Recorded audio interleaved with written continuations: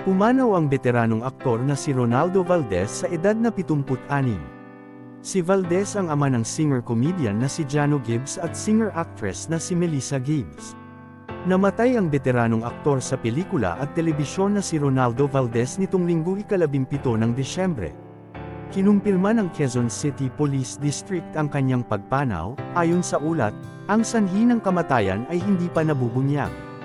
Kilala siya bilang isang mahusay na aktor.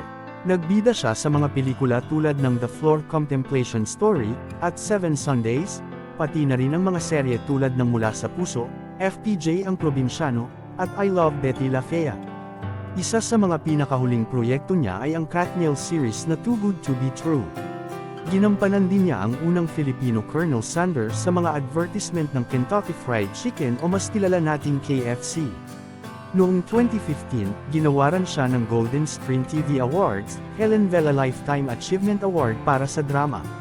Maraming salamat Ronaldo Valdez sa paninilbihan bilang isang mahusay na aktor sa industriya ng pelikula at telebisyon. Rest in peace.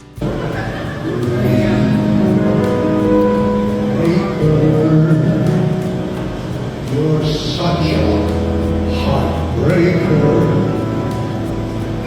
You're going,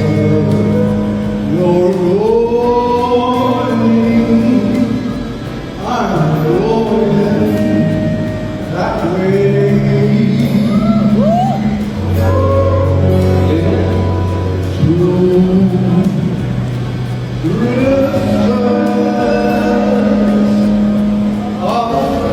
To to see the world. There is such a lot of world to see. Where